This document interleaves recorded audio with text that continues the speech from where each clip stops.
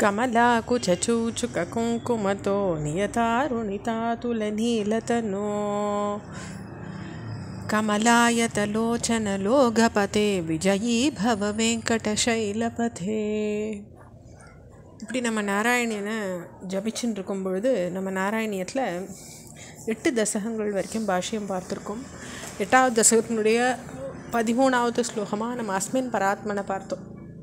எப்படி அது நோய்களை தீர்க்கிற வதாலய ஆவாச விஷ்ணு அப்படின்னு அழைக்கும் பொழுது இந்த குருவாயிரப்பா என்னுடைய எல்லா நோய்களையும் தீர்த்து அடக்கி அருளணும்னு சொல்லி பிரார்த்திச்சுள்ளதை பார்த்தோம். இந்த 9வது தசகம் சிருஷ்டி வர்ணனையை பற்றி சொல்கிறது. அதாவது சுவாமி எப்படி சிருஷ்டி பண்ணினார், எப்படி அதை தொடங்கினார் அப்படின்னு சொல்கிறது.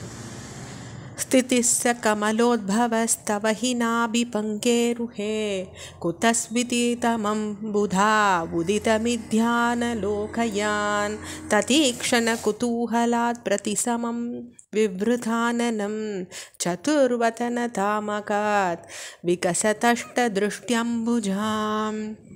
அப்படி அந்த பிரம்மதேவர் உம்முடைய நாபியில் தோன்றி தாமரை மேலே இருந்துண்டு இந்த தாமரை சமுத்திரத்துலேருந்து எங்கே தான் கிளம்பித்தோன்னு ஆலோசிச்சும் அறியா முடியாதவரா அதை கண்டறிய ஆவலை வச்சுண்டு அவர் யோசிக்கிறார். அந்த பிரம்மதேவர் எல்லா திக்குகளையும் முகத்தை திருப்பி பார்க்குறார். மலர்ந்த தாமரை போன்ற 8 கைகளை உடைய 4 முகங்களை கொண்ட வடிவை அவர் கடைசியில் பிரம்மதேவர் அடைஞ்சிக்கிறார்.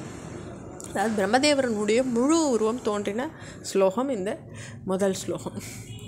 அடுத்த ஸ்லோகம் மகார்ணவ விகூர்ணிதம் கமலமேவ தத்கேவலம் விலோக்ய ததுபாஸ்ரயம் தவ தனும் து நாலோகயன் ஏவி கமலோதரே மஹதி நிஸ்ஸஹாயோஹ்யஹம் குதஸ்மிதி தமம்புஜம் சமஜனீதி சிந்தாமஹாத். இதில் நிறைய நம்மளால் அம்புஜம்ன்ற வார்த்தையை பார்க்க முடியாது. ஏன்னா பிரம்மா தாமரையிலேருந்து உண்டானார் இல்லையா, அதனால் அங்கே அவருக்கு அந்த வார்த்தை வருது.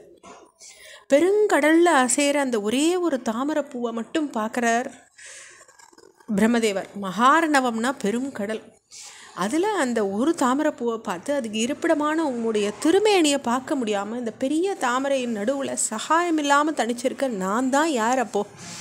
ஏன்னா என்னை உருவாக்கினவரை பார்த்தா அந்த யார் தன்னை உருவாக்கினான்னு தெரிஞ்சுக்க முடியும் இல்லையா. பிரம்மாவுக்கு அப்படி ஒரு தேடல் உண்டாச்சு. இந்த தாமரை தான் எங்கேருந்து முளைச்சதோ தெரியலையே அப்படின்னு சிந்திக்க ஆரம்பிக்கிறார் பிரம்மதேவர்.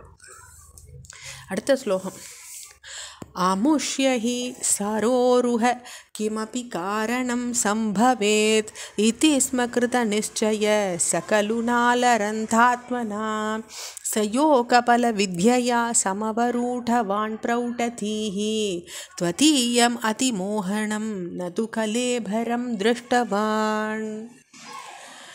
அப்போது இப்படி யோசிக்கிற பிரம்மதேவருக்கு ஒரு காரண பெயர் சொல்கிறா. புத்தியில் சிறந்த பிரம்மதேவர் அப்படின்னுட்டு சொல்கிறா. ஏன்னா பிரௌடதீன்ற வார்த்தை அறிவு கூர்மையை குறிக்கிற வார்த்தையாக இருக்குது. பிரௌடதீஹி த்விதீயம் அதிமோகனம்னு பிரம்மதேவரை குறிக்கிறாங்க. அப்போ புத்தியில் சிறந்த அவர் இந்த தாமரைக்கு எங்கோ ஒரு உற்பத்தி ஸ்தானம் இருந்து தான் தீரணும்னு நிச்சயிச்சுண்டு தன்னுடைய யோக பலத்தாலையும் ஞானத்தாலையும் தாமரை தண்டின் வழியாக கீழே இறங்குறார் அந்த பிரம்மதேவர். அப்படி அவர் இறங்கும் பொழுது மிக மனோரமான உம்முடைய சரீரத்தை அவரால் பார்க்க முடியாமல் தவிச்சார் அப்படின்னு வருது இந்த ஸ்லோகம். ததஸ் சகல நாலிகா விமர மார்ககோ மார்கயன் பிரயஸ்ய சதவத்சரம் கிமபி நைவ சந்திருஷ்டவான் நிவ்ருத்ய கமலோதரே சுகநிஷண்ண ஏகாக்ரதீஹி சமாதி பலமாததே பவதனுக்ரகைகாக்ரஹி. இப்படி தாமரத்தண்டின் எல்லா துவாரங்கள் வழியாகவும் மார்கயன் மார்ககோ மார்கயன் அப்படி எல்லா துவாரங்கள் வழியாகவும் புகுந்து 100 வருஷ காலம் தேடுற சதவத்சரம், சதம்னா 100 வருஷ காலம் தேடியும் அவரால் ஒன்றுமே பார்க்க முடியல.